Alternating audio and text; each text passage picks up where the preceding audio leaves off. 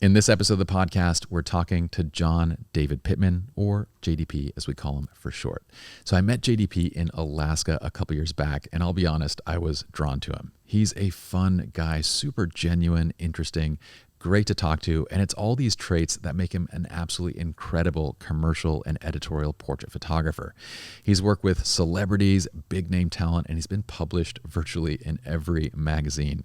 In this episode, we're going to talk about how JDP entered the industry. What was his initial start?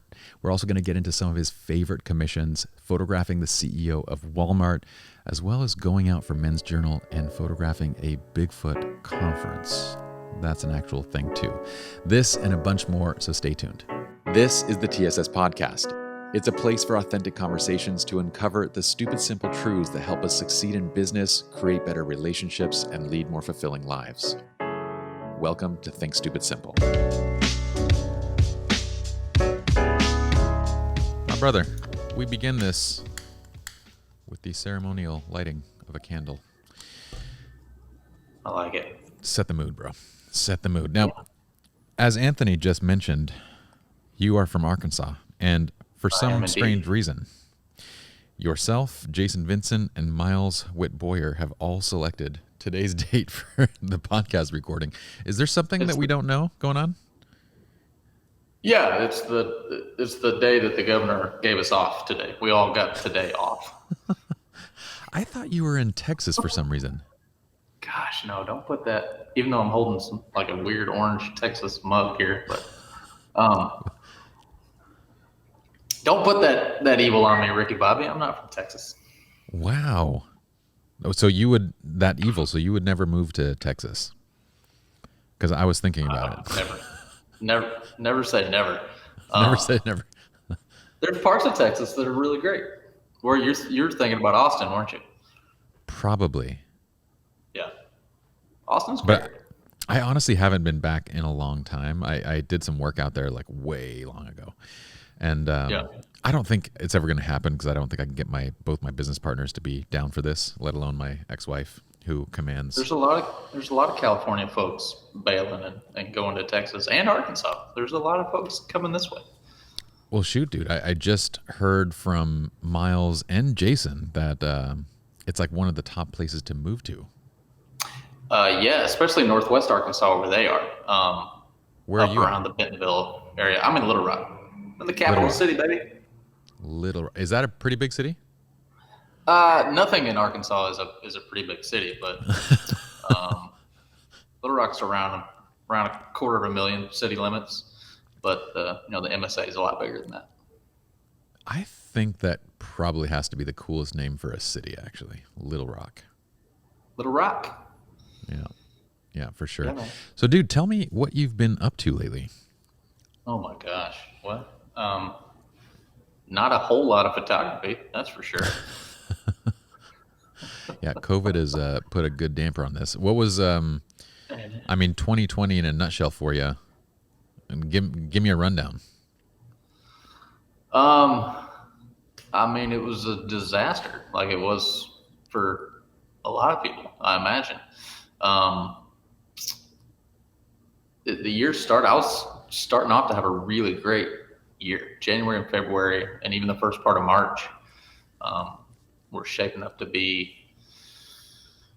it was going to be one of the best commercial photography quarters I'd had in several years, and a lot of things coming up on the books. I'd already been in Memphis and Phoenix, and was scheduled to go to Denver and possibly Seattle, and then that all just went away and never came back.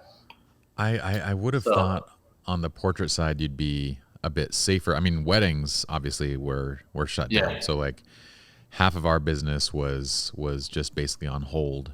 And then it was weird because all of our team's time and resources went to rescheduling efforts. Like we have 300 something clients, and all of them are just like rescheduling. And just like you imagine just timeline after timeline just being shifted and resources being moved around. So like our studio management resources just went 100% to this rescheduling effort. But I would have thought on the portrait side, it would have been better because you're dealing with one person at a time.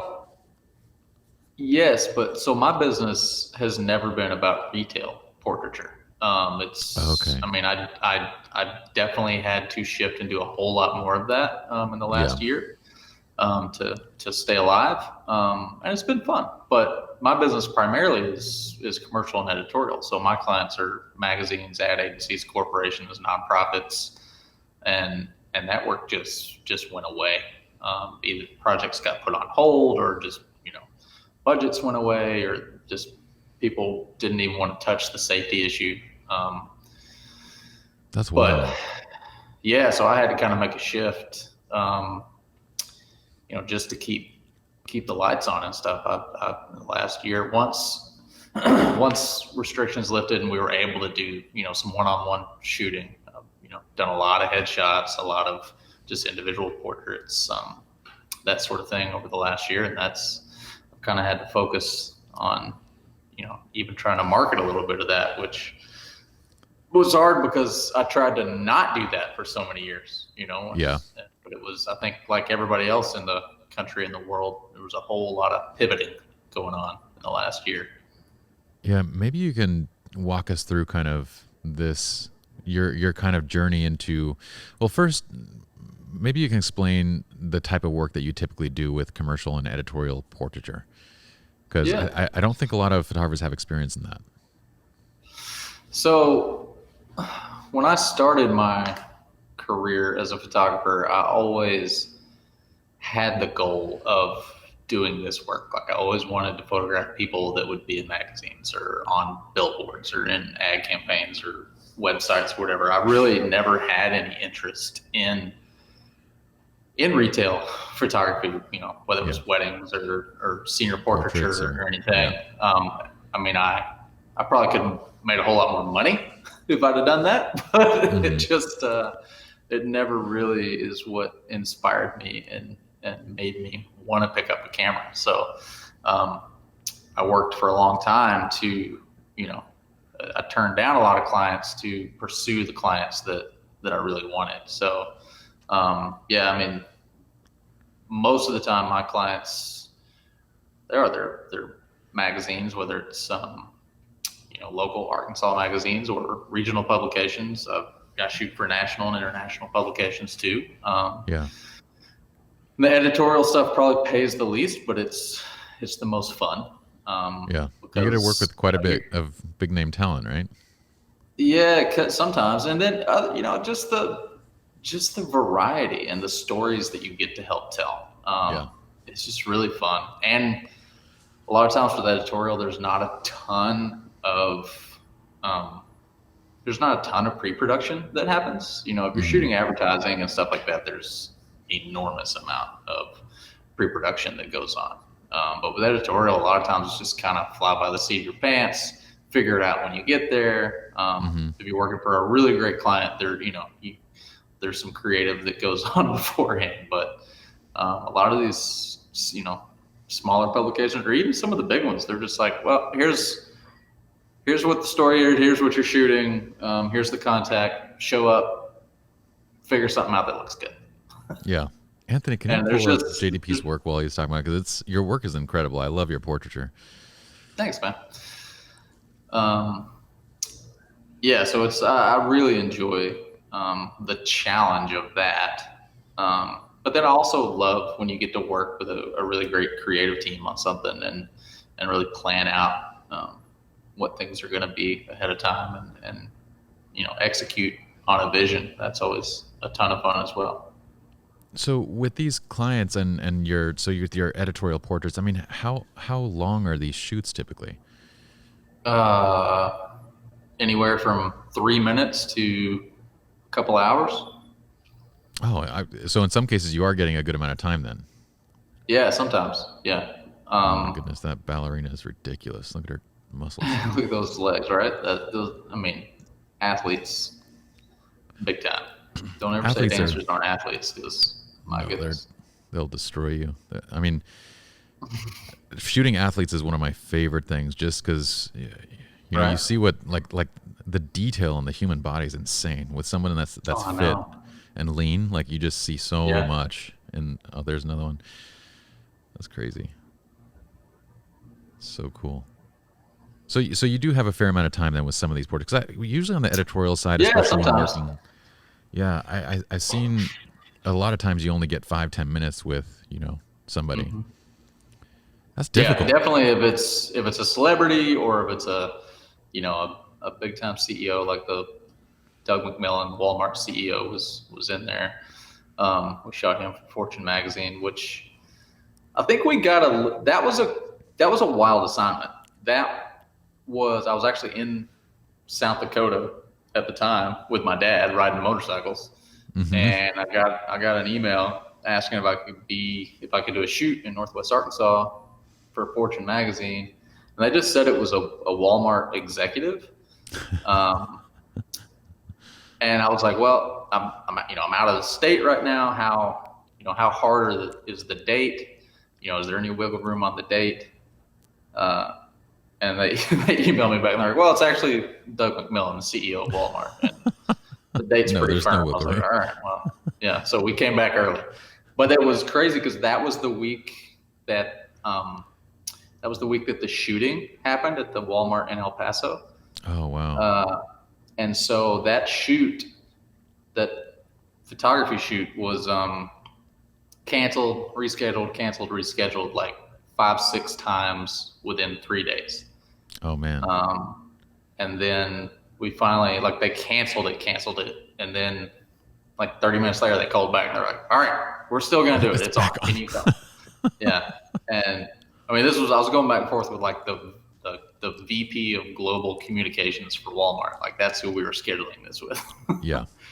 And so anyway, we went to Bentonville and we did it. And he actually spent like 30 minutes with us. And I think normally we wouldn't have had that much time, but I think he really enjoyed the escape For sure. because he had been like just gotten back from El Paso and I mean meeting with people's families and just the fallout of everything. And we kind of took the temperature of what his mood was like. And my assistant that was with me that day she can talk to anybody about anything. Yeah. And so she and him they talked about Arkansas Razorback football for about 20 minutes while we were shooting. And he kind of I think he really enjoyed the time away. But that was, normally I figured we only would have had 5 or 10 minutes with him, but we got a little extra time. Yeah, I feel like the best photographers and teams like your own have the ability to kind of take these people, especially people that have a lot of stress and pressure. Like there's a lot of desire, I guess, to be a celebrity or to be an executive or to be those things. And until you live in those lives and in those shoes, and then you realize how much pressure comes along with it. And I hear story after story of how in photo shoots, it's a lot of the time if they're with somebody that they can connect with, it's a time for escape, like a time for human Yeah. connection in a way that they don't normally have.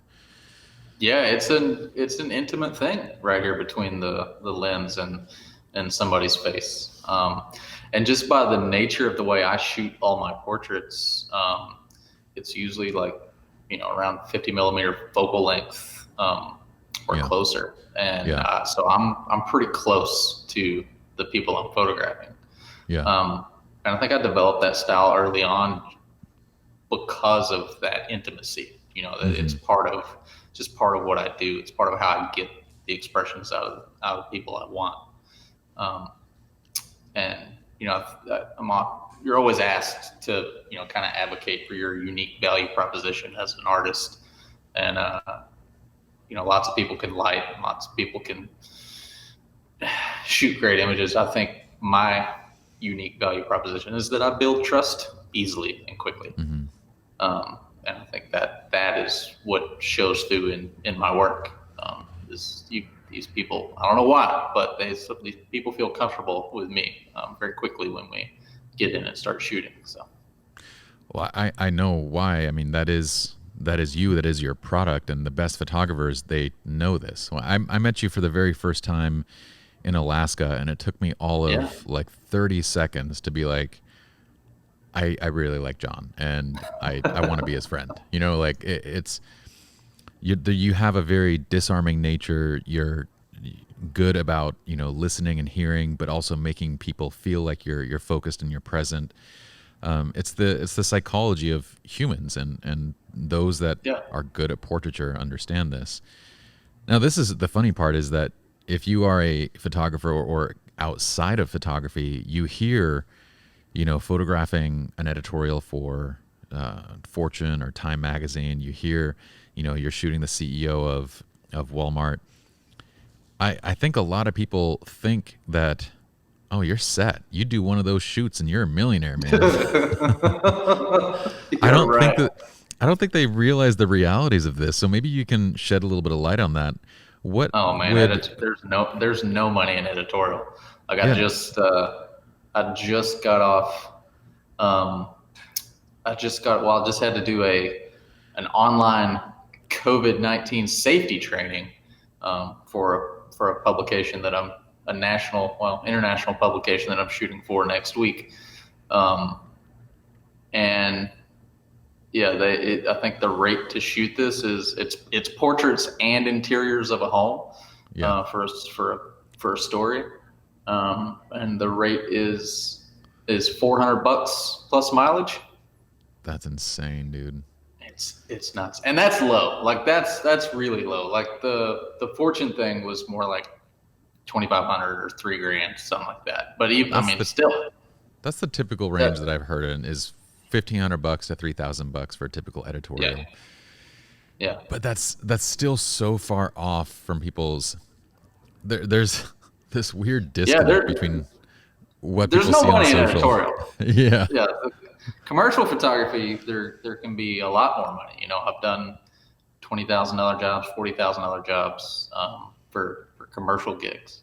But even but at still, that point, with commercial shoots, you're really a technician. At least from the ones that I've done. yeah, Would you disagree? Like, it almost feels like everything is planned out for you. You're really just there to do the final steps of interacting, engaging, and shooting the image. I don't disagree. It just depends on the client.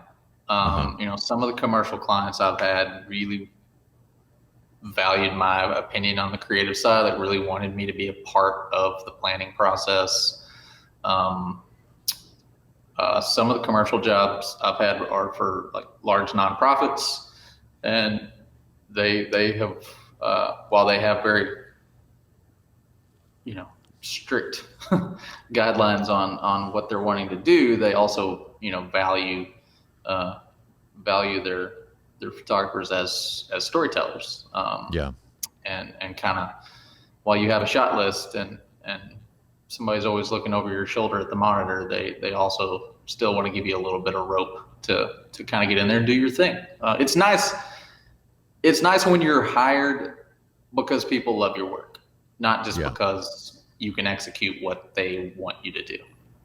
I don't know that I shot enough commercial to experience that yet. I did about less than 10 commercial gigs, and they all paid significantly, decent. If you compare it to the typical commercial gigs that we were doing were between like the $10,000 and $20,000 mark for like a budget. None of them had freedom and flexibility of like, Yeah. the creative directors ran the show, and Right. yeah, it And was I've had those gigs too. I've shot something for Aramark once, the food service company, yeah, and it was bad. There was no creativity whatsoever. You were just there to, like you said, you were a technician. You were there because you knew how to light everything and you knew how to create exactly what they needed. yeah. It's You were the plumber. You were the plumber. Yeah. You were the electrician that came in to do a very specific job. Exactly, and it's a very unusual thing because most of the time, in my experiences, and I'm sure there's plenty of creative directors that are fantastic at what they do, but the creative directors that I worked with really had no business being creatives. Like, I didn't understand what creative value that they brought to the table, but they had the title, and so like one of the examples, I'll give you one story. I was doing a 30-second spot for a Asian. She's like an Asian fashion blogger, and it was supposed to be used. It was used by Nissan, so it was for Okay. Nissan, and it was advertising the Altima. And Yep. I got the creative, and they sent me this proposal, and the proposal was, we're gonna get a studio, and we're gonna shoot this fashion blogger in the studio as she's on like a fashion shoot, and she's on the runway, and like we're gonna like make it look all hyped up and everything for this 30 second. It was an internet spot, like so it goes on Right. to like YouTube videos and that kind of stuff. And the first thought I had was like, well, what does she do on like a day-to-day basis? And they were like, well, she's a fashion blogger, so she kind of blogs at home. And I actually looked at her blog and looked at what she did, and I go, wouldn't it be more authentic to capture her life? Because they wanted to bring her son into this, and so they brought like her son onto the set as like a set piece, Yeah. and and so I'm directing this video, and I said in the proposal, I'm like, why don't we just follow her along on a day in the life of? We don't even need like a big crew. Let's go small, tiny footprint. Let's film genuine interactions between her and her son, her going out, like, shooting your own pics, like what it is to blog and create something authentic. And they were like, that's fine. That sounds great. And if there's time on the day, you can do that. But let's just focus on this. And I'm like, okay, whatever. So we put together it's just this ungodly 30-second commercial, and it's all done in the studio, completely inauthentic. And they were like, this is perfect. This is exactly what we wanted. And I was like, what about all the other shots and everything? And they're like, we don't need to do that. And I go, but like this doesn't. But that's exactly what it was. This art by committee, and for that shoot, we had something like 5 or 6 creative directors on set. So any Yeah. idea went through like four agency side creative directors and 1 client side creative director. So nothing went through. Like along the way, Right. every idea got shut down at some point or another. And so I Yeah. just directed this shoot, and I was like, this is the worst, least creative experience whatsoever. I'm literally here just to bark orders and to tell people to do stuff. I don't know what that is. But that mirrored probably every experience that I had in commercial. Yeah. I've been lucky enough to not have too many of those experiences, probably because my commercial clients haven't been big enough. I I don't know, dude. You But work with some pretty big brands. I talked to like my good friend Philip Edsel in Austin, Texas, who shoots for Adidas and Reebok, and he shot Conor McGregor for a Reebok campaign. He can Oh, tell that's you right. some agency horror stories for sure, where there's 37 people that have to give input and It's all of wild, that. man. Yeah. I and then the other thing that I I'm really not. I'm not crazy. Like I don't try to do. I don't market to do a bunch of agency work because that like I honestly don't want to deal with all that shit. so the commercial work that I you're love doing working then, for. Yeah, I love working for corporations directly. I see. So Um, you're going straight to them. That would be yes. awesome. Like if you can work Yeah. directly with them and cut out the agency. I think that's what I really feel like that's what Well, convolutes so the many entire corporations process. are bringing creative in house now. Things are Got it. shifting. Like I think the days of the big agency are numbered. Yeah. Companies are using more boutique agencies now, and they're also just bringing stuff in house. Like corporations will have their own creative directors, and when you can just work directly with them, it's a lot of fun. It's a whole lot better. Well, I need to get to your level before I can get that trust from them. That's one of the things that I was wondering was like maybe I don't have enough experience under my belt to have their trust yet. But then you have to you said earlier like those other areas of portraiture didn't necessarily draw to who you were. And I felt like when I was doing commercial, I was like I don't feel like this draws on who I am. And so Yeah, and whenever you have that misalignment, you can't weather it. You kind of right. you wash out real quick, and it's usually by choice because you're like this is not right for me. Absolutely. Yeah, we all do those jobs that are just the jobs you have to take. But hopefully you can do enough of those so that you can. Uh, I'm a big believer in doing personal work, so Yeah. that if you do those shitty jobs, then you have more time and money to do some personal work that gets you the work that you really want to do. Yeah. I just had a client send a creative brief, and they sent a PDF with kind of a mood board inspired, but it was all my work. They went in and grabbed my images that they liked the feel of for an upcoming project, and probably 50% of the images they pulled were images that I could just create it on my own. So that's I want to always encourage people to do that, because you're gonna get the work that you show. So if you want to do certain work, then create that kind of work on your own, just to show people that you can do it. For sure, man. And I wanted you to talk about kind of how you got into this specific space. So I'm curious, like, because I'm going to tie this to a conversation that we had in Alaska, but what was your entryway into commercial and editorial work? Oh gosh. So I knew that's, like I said before, that I always wanted to do that. If I was going to be a photographer, if I was going to take it seriously, then I was going to push to try to be able to do that work. So early on, I was trying to figure out, what can I shoot that's, basically the lowest level of what would be considered commercial photography. That's not, Yeah. Weddings, families, babies, events, that sort of thing. And I basically came up with the idea of headshots, corporate headshots, actor headshots, like all of that. It was kind of, this was 8-9 years ago. So it was kind of when everybody was starting to realize that, that the importance of their LinkedIn profile and that sort of thing. So,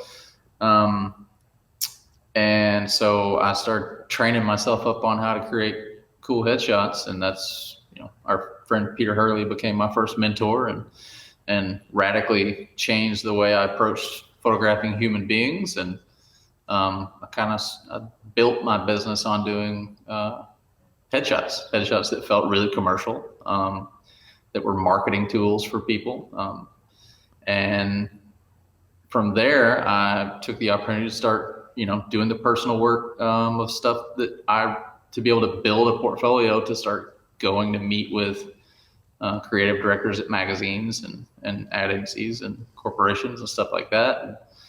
And that's just kind of how it started. The work was real shitty in the beginning, and people said, we're in the South, so people said, "Oh, thanks for coming in. That's really nice." But you just had to keep shooting and creating the work that looked like, what was in the publications and stuff that you wanted to shoot for. And finally, some doors started opening, and I got a couple of jobs early on that I probably shouldn't have gotten. I'm still not sure why, some of these companies hired me early on, but I will forever be thankful for their trust. Real early on, I shot an advertisement for Ford Motor Company that we shot here in Arkansas. Yeah. I mean, when the call sheet showed up and had the big Ford badge on the top, and I'd been shooting for, about 18 months, I was like, that's rad. God, I cannot screw this up. But it was awesome. It was an ad for like the front inner page of Automotive News. And then, like 3 or 4 months later, they called me and said, "Hey, we want to run this ad in Time magazine as well. We'll pay you an extra $1,500. And I was like, "Yep, do it." That's awesome.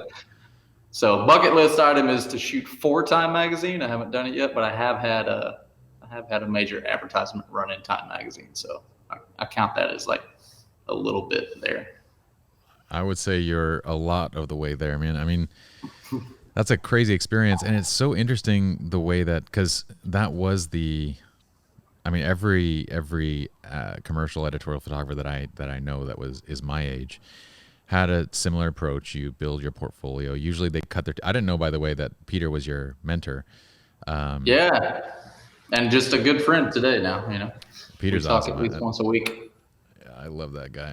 But then to build that portfolio, then to take it around 2 agencies and kind of build that route.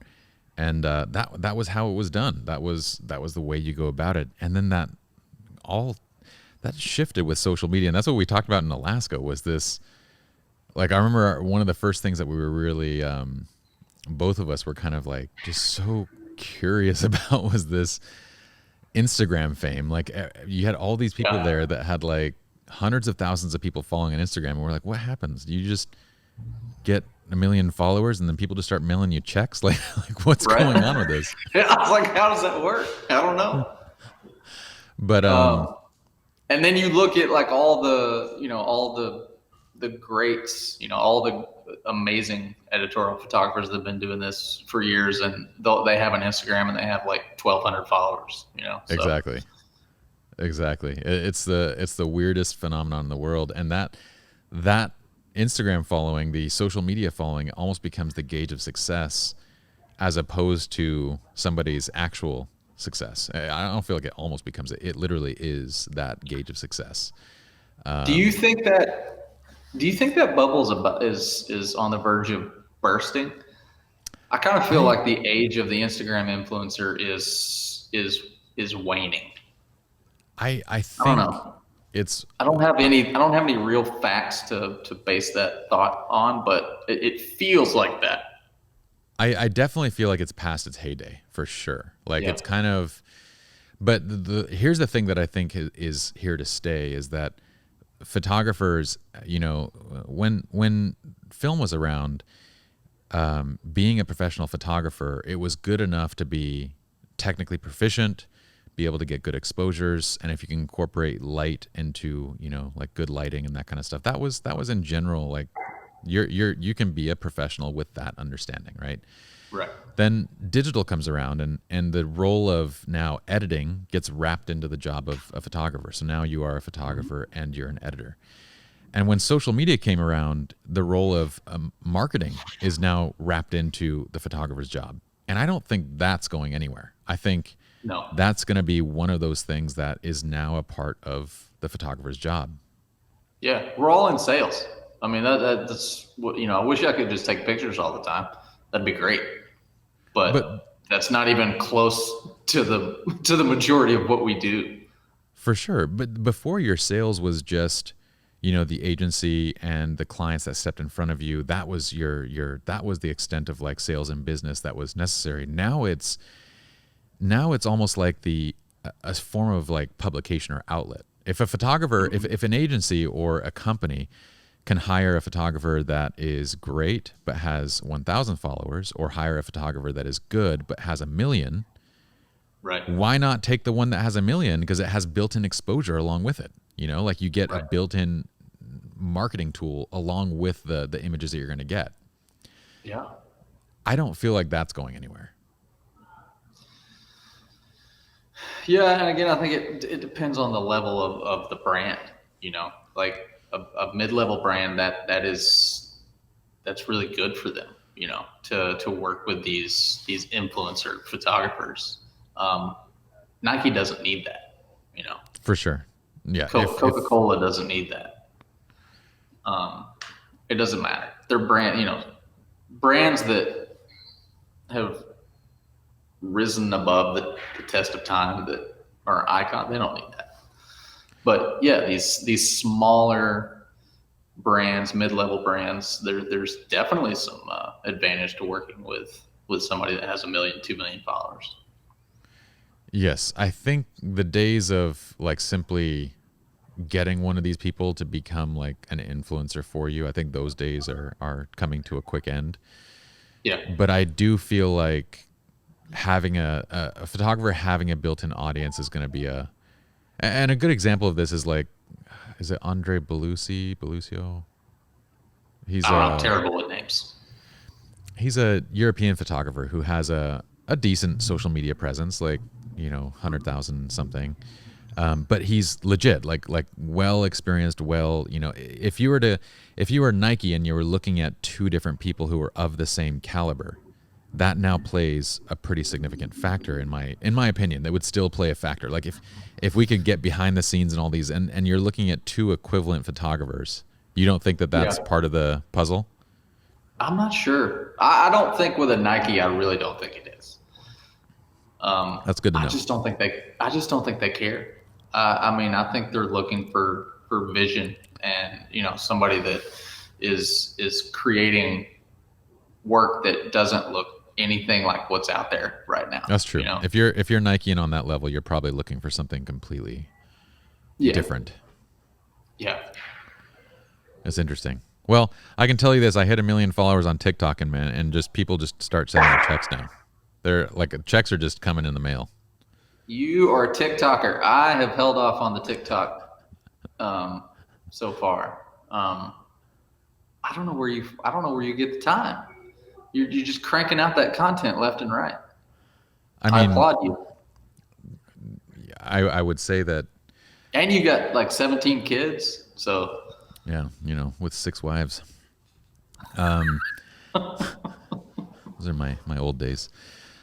No, I mean, in all fairness, like I try to be very honest and very transparent with what I am and everything. And when I look at like my career, like photography has been a medium for me. But I would say there's a lot of very skilled photographers, and you're one of them who I would say, okay, if you put me next to JDP, I'm gonna be hard pressed to create the images that he's gonna create. And when I've looked at my career, I've thought, the thing that's stuck around the longest is I create education and I write frameworks. Initially, these frameworks and education was for our own team, and then they became kind of an operating manual for our studio that we put onto SLR Lounge, and we went from there. But I've been creating frameworks longer than I've been taking pictures, and so that is my wheelhouse. So when it comes to like creating content, that is very straightforward and like follow certain things, and I can be very effective with that time. But I always try to encourage people to like, well, first, let me be completely clear. No, you don't hit 1 million followers and start getting checks mailed to you. Like nothing has changed whatsoever. right. It's an additional feather in the cap. It's an additional like resume building feature type thing where when I send out now a collaborative, proposal, when I send out something, that's one of the items. Like, we've grown these channels and these platforms, and these are the things that we have available. This is our audience type thing. But I've made fun of this several times. JDP, I've never gotten so many like congratulatory success messages in my entire life, like together. All my accomplishments. I mean, I'm talking about like, graduating with 2 degrees and doing that whole thing, and then going and working at Ernst & Young, and then starting a successful company and building up, multiple 7-figure businesses, and all of this pales in comparison to that 1 million number on social media. Got that Millie. So I've It's a big deal, man. It really isn't though. Like in the grand scheme of things. Does it ever weird you out though? There are, and I mean, who knows how many of them are bots or whatever, but 1 million people that have pushed a button that said they wanted to follow you on something. I guess I don't spend a lot of time thinking about it that way. It just like it blows my mind. I mean, I've got like 12,000 Instagram followers, and that still weirds me. I'm like, why are 12,000 people like that's just strange to me, That doesn't surprise me. You're very interesting and you create great work. It doesn't surprise me at all. But I don't know. It just, I'm getting old, Pi. We're getting old, and these things are strange to me. Don't sit there and think about it. Just keep moving on with your life. But in the grand scheme of things, it's literally my smallest of every accomplishment. Like my kids, my life, my everything. But in the grand scheme of things, it's the one that everybody cares about. Yeah. Isn't that weird? Like, it's very weird. What the hell is happening? Why wouldn't somebody say, "Hey, man, congrats on being a good dad"?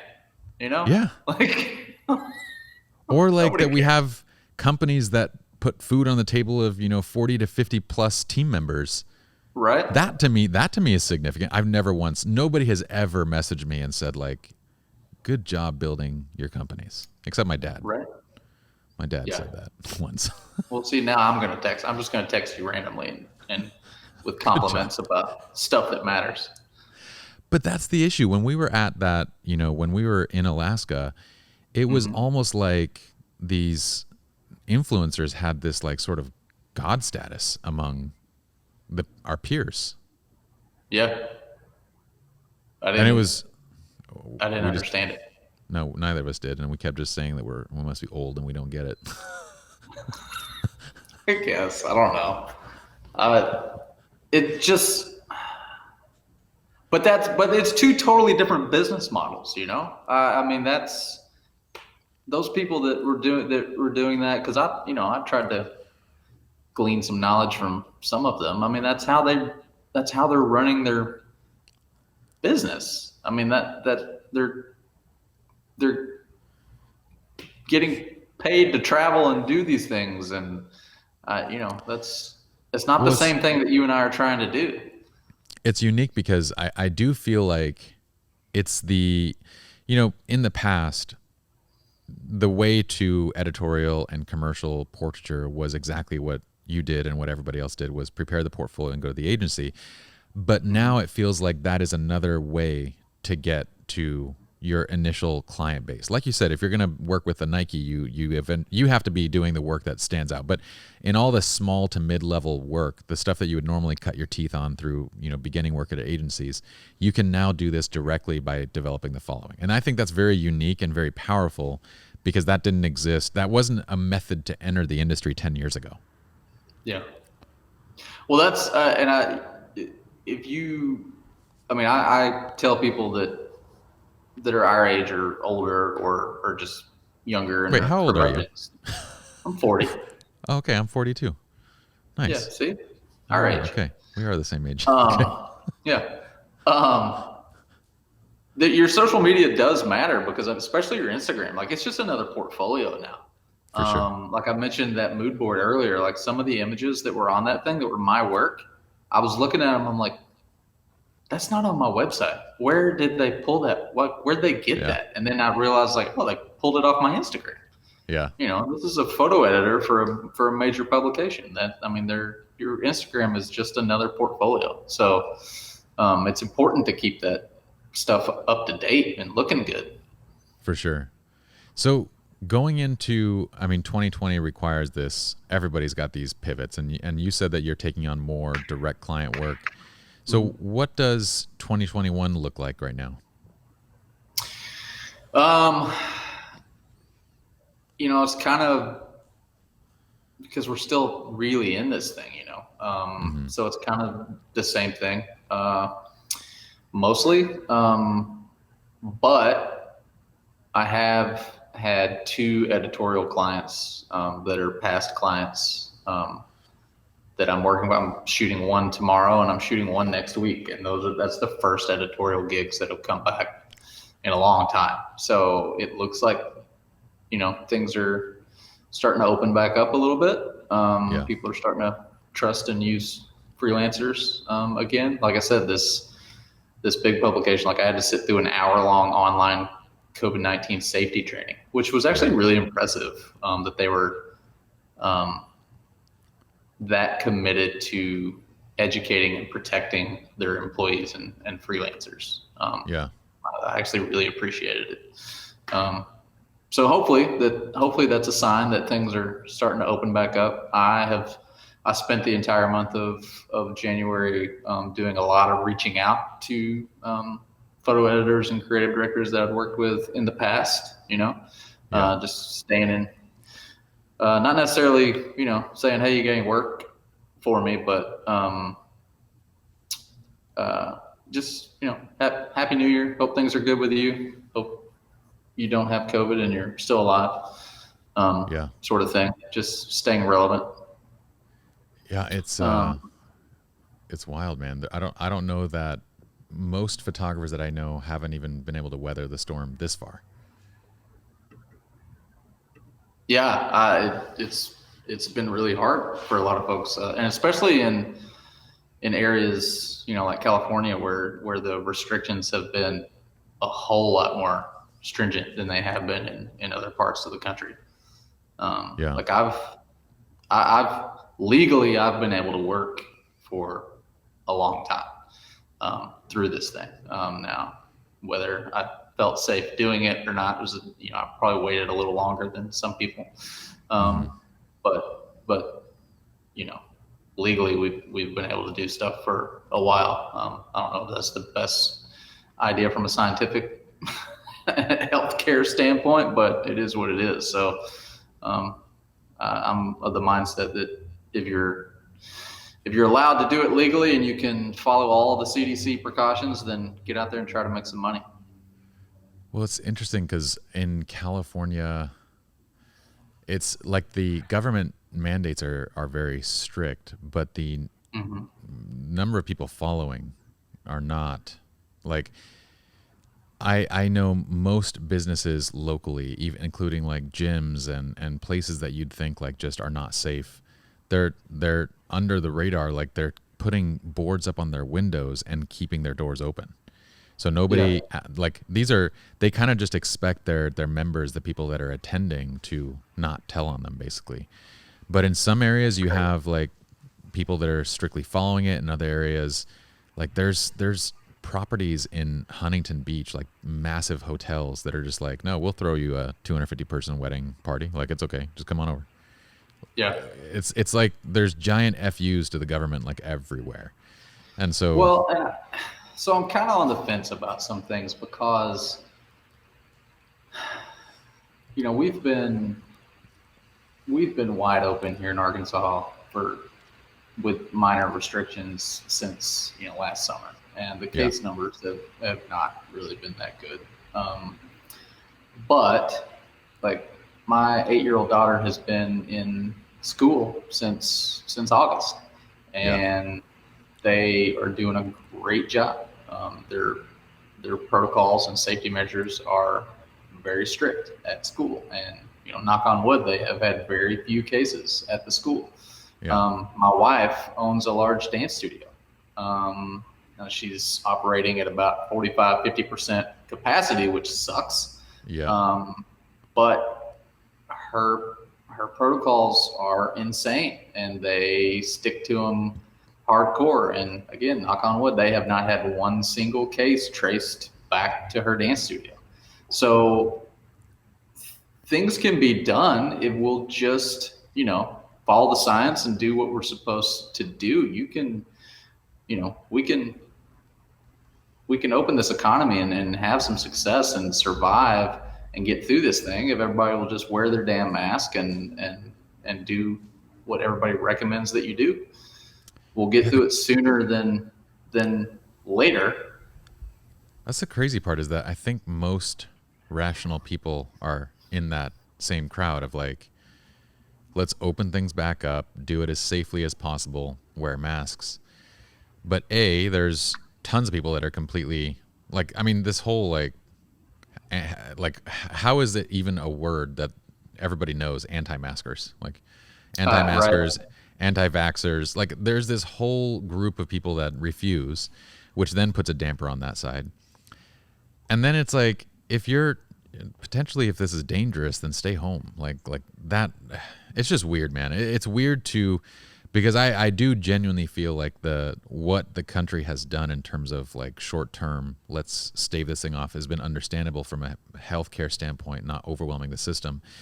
But the length of time that it's been done and the amount of, I don't think anybody's analyzing the effects that this is going to have on long term, psychological health, on long term economic impacts, on like how many we've seen probably 20 wedding businesses that have been in business for more than 2 decades.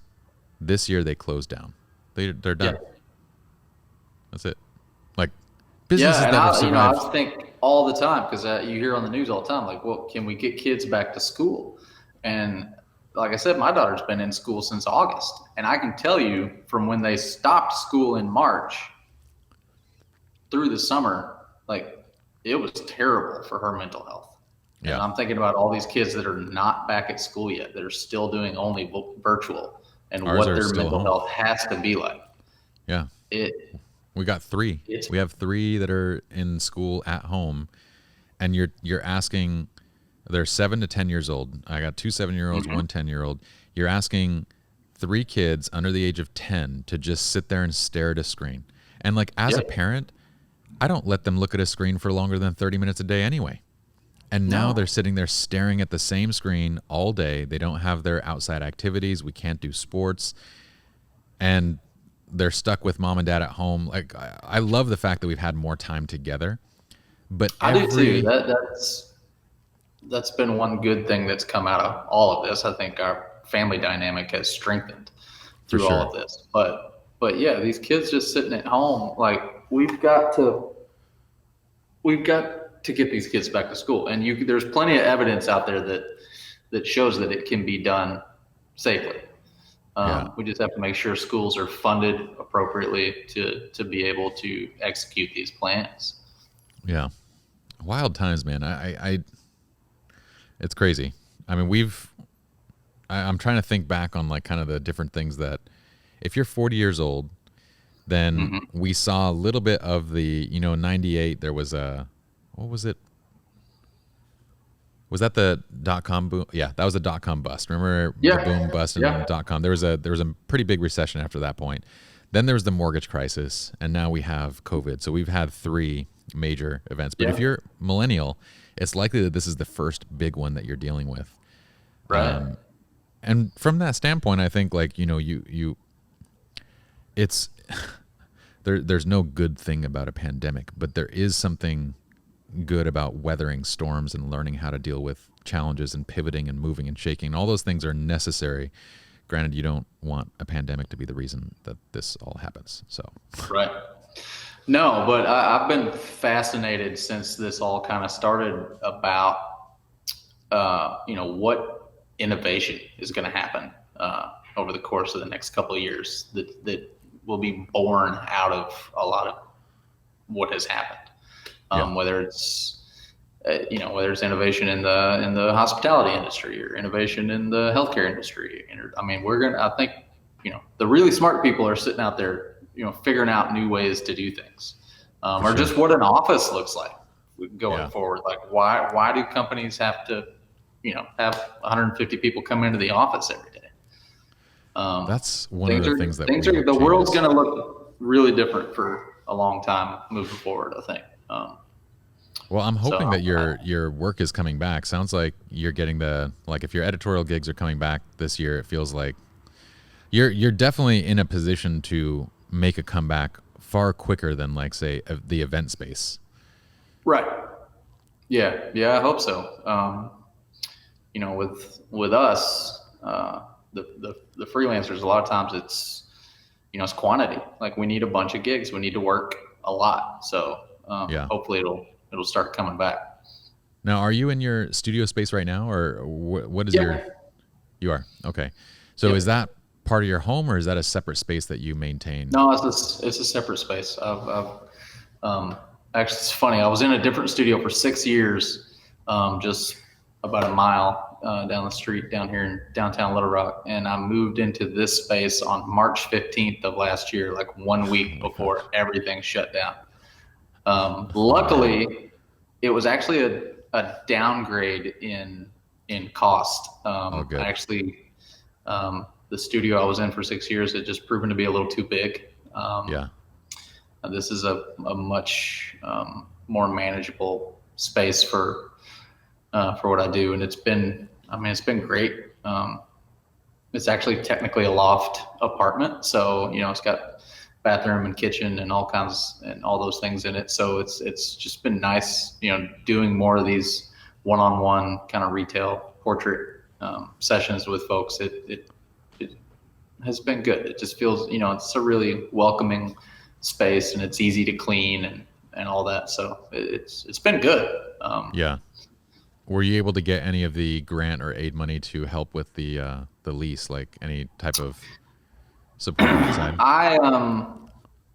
I didn't, because it was just especially the way things were here in Arkansas, it was just a colossal pain in the ass for me to do it as just a one person LLC with no employees. My wife's business was able to, Okay. though, it everything, all the PPP was based on number of employees. Yeah. And she has like 5 full-time contract employees, and then like 25 1099 employees that could not be included in any of that money. So she got money, but it wasn't anywhere near close to what she needed to really float things for a couple of months, but it was better than nothing. That's what's wild is it felt like everything that was done almost was designed to ignore freelance and small business. Yeah, it's literally the companies, the businesses that needed it the most were not like it wasn't designed into that plan. No. So and Arkansas's freelance unemployment, they had to completely redesign and rebuild the program. I never applied for unemployment because I was able to, even though wasn't working very much, I was working a little bit. It just didn't feel right to even apply. But I had some friends that applied and were approved as freelancers for unemployment, and it took months and months and months for them to even get the money that they were approved for. So sucks. That's crazy. It's a mess.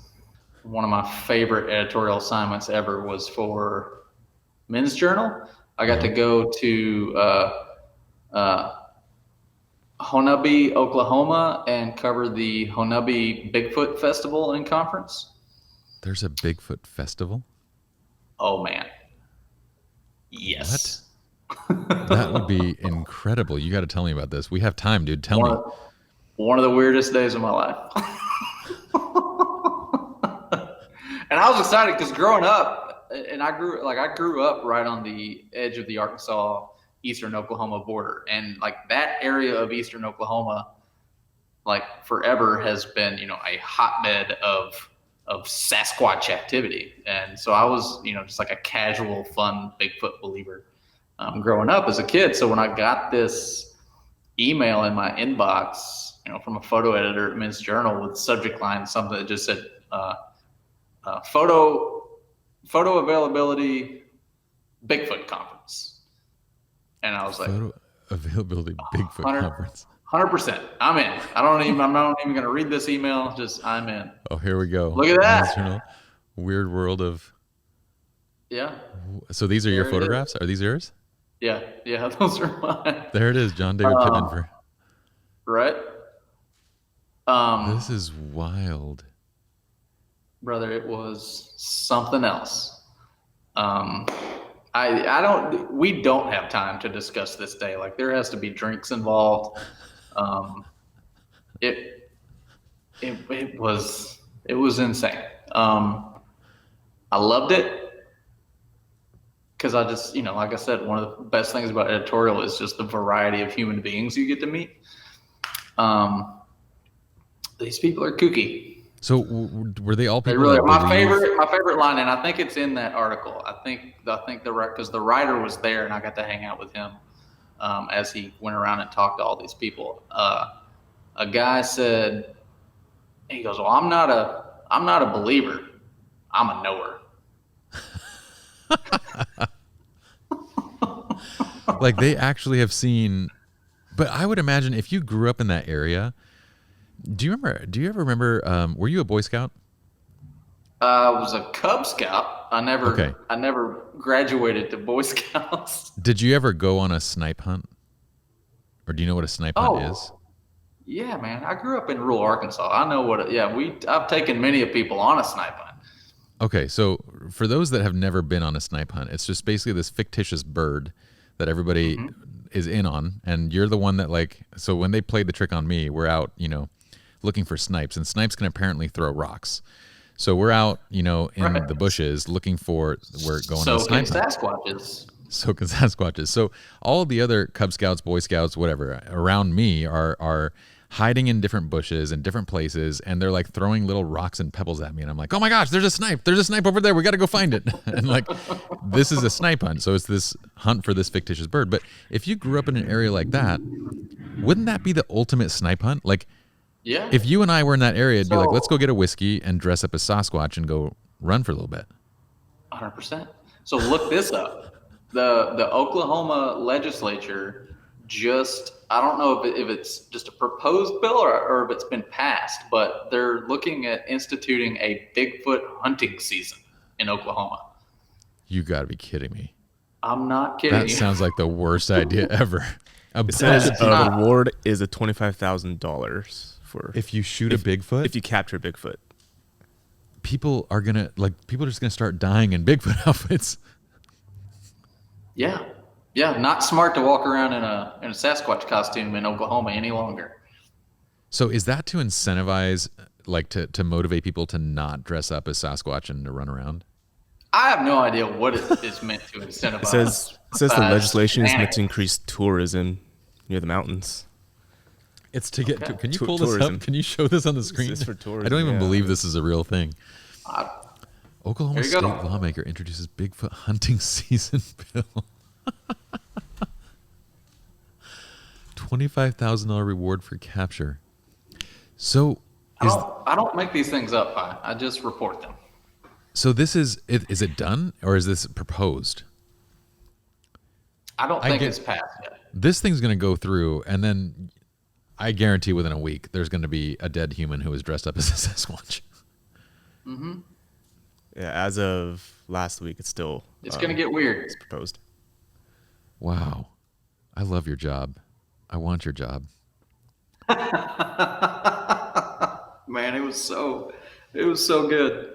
I love my favorite session that I sat in on was the Bigfoot linguist. The Bigfoot linguist. Wait, no. Oh yeah, man. Yeah. What was real great was he was playing all these recordings that he had made of Sasquatch talk, because they're basically kind of like a humanoid, So he was talking about like it's an actual language that they speak. And did he demonstrate? Well, he did. But he had all these recordings, and it sounds legit. It sounds like some sort of creature making all these noises and Chewbacca. It could be kind of, but even like more sophisticated, Okay. But then this guy starts like doing it into the microphone, like demonstrating it. And as I'm listening to the recordings and I'm listening to him, I'm like, oh, that's just you. But it's so much more legit when he plays it off of a recording. Oh, yeah. I need to send you some of the unpublished images from that day. It is just truly fantastic. Some of these characters that I got to meet and hang out with. Can you and I go to the next one together? This is what I think needs to happen. It's in the fall. It's in October. So hopefully by October 21, it will be opened back up, and the Honubi Bigfoot Festival and Conference will be back in full force. Okay. So here's what I want to do. Maybe once a year, Anthony and I can move our podcasting studio to Little Rock, Arkansas, and we're going to stay right by your studio. And after you get a portrait with JDP, you come over and join us for the podcast. And then during that little trip, we will do a special series of episodes where we go to the conference and we interview our Bigfoot specialists. I specifically want to speak to the linguist. Yeah. Well, they have only the top-notch Bigfoot experts come in for this thing. There was a guy from Russia. What? Wait. Slow down. This is from 2020, but a widely regarded cryptozoologist who old Lyle Blackburn. Lyle Blackburn. Why does he look famous? He looks like someone we've seen on TV. Does he? He's been on Monsters and Mysteries in America, Finding Bigfoot, and the CBS Sunday Morning Show. Okay. There you go. John Vanderventer. Indian Highway. I think he was there when I was there. This is wild. He's a 16-year Air Force veteran. Yeah, man. They got Air Force veterans. Only the best. Only the best. These guys aren't crazy at all. You can, you should come. You could go to Oklahoma. You could do the Bigfoot Festival. You could come to Arkansas. You could you go to Mountain View, Arkansas, and go to Bean Fest. Tell me that's not just about beans. You could go to War. It is about beans. beans and folk music. You can go to Warren, Arkansas, go to the Pink Tomato. I'm sorry, I'm still on Festival. Bean Fest. You're You blowing can my cover mind the right Little now. Miss Pink Tomato pageant. Why are we here right now? Why are we in California? Yeah, man. Middle America is the jam. It's where all the weird is. You got to come hang out. Yeah, this feels so boring. All we have is a beach. They got Bigfoot conferences. Mm-hmm. And Bean Fest. And Bean Fests. So is there recipe? Like, is it just recipes on beans? Well, they cook a lot of beans. And they play a lot of folk music. And I believe at Bean Fest is where they have the outhouse races. But here in Little Rock, every year we have the World Cheese Dip Championships, because cheese dip, not queso, but cheese dip was actually invented here in Little Rock. So why did they distinguish that from queso? Because isn't that the same thing? It's very different. It's very different pie. You need to come to the World Cheese Dip Championships. Okay, so I was going to ask you what you like to do in your free time, but I think you've answered it. Does this pretty much cover it? Cheese dip, Bean Fest, and Bigfoot conference? Yeah, motorcycles. I ride a motorcycle. That's fun. Do you? What do you ride? I have a 09 Harley Davidson Super Glide Custom. That used to be my dad's bike, but now he has a trike because he's old. Oh. But we still do rides together. This past October he turned 70 and I turned 40, so we just took off and rode our bikes out to North Carolina and zipped around out there for a little while and then came back. That's rad. Now, your Harley, that's like a cruiser, right? Like you can lean back on it, and is that pretty comfy on longer rides? Yeah, and mine's not even like a true, like touring bike. But it's we did 2,000 miles on that trip in a week, and dang, it was good. And you weren't like sore, back wasn't hurting, like you were okay? Like my back always hurts because that's just who I am. But nothing out of the ordinary. I got to get you. Okay. You'll have to get me riding a bike. I feel like Middle America is the place to ride. Oh, or just anywhere away from like big cities. Yeah. Like there's no. Yeah. I mean, I ride my bike to the studio, when the weather's nice, and Little Rock's not even a big city, but just riding in the city is no fun. Getting out and hitting that open road is where it's at. And Arkansas's got a ton of good riding in the Ozark Mountains. So, yeah, I've never, like in California, every person that I know that has owned a bike has gotten into like major accidents. Like it's just not a place for motorcycles. There's too many crazy drivers here. I mean, they always say it's not a matter of if you'll dump your bike, it's when. But thankfully, I haven't done it yet. So, knock on wood, my friend. Mm-hmm. Well, man, I'm looking forward to seeing you again, brother. I appreciate you taking the time to come onto the podcast. Absolutely. I was excited. We don't get to hang out because, the world's on fire. Before anything happens, I found a picture of the outhouse race. Hold on. Anthony's got the outhouse races. There you go. I feel like I've seen this somewhere. Like a lot of the in-state university, fraternities get involved. They go up there, they build their outhouses, and they take it seriously, man. Now, is it tested? Like it has to be a genuine shitter? Because I would think that if you're going to call it an outhouse, there needs to be some matter in there. There would be some sort of specifications, but I'm not familiar, having never taken part in that competition. Don't lie, bro. Doesn't look good on you. I wouldn't lie. You know me. I'm not a liar. Well, dude, I love hearing your stories. We got to get together sometime and do this actually live, and we'll do it with our favorite drinks in hand. And I love it. We'll hear all of your stories. Yeah, you'll get the good ones. Well, appreciate you, my friend. In the meantime, if you guys are listening to this, then hop onto JDP's website to check out more. John, can you give them the Instagram handle and the website? Yeah, Instagram is at JD Pittman. Website is johndavidpittman.com. And those that are watching this, well, we will link up JDP's website and everything in the description of the video. And we'll see you all next time. Thanks, brother, for coming on. You got it. Thanks for having me. Wear your mask. Wear your mask. Later.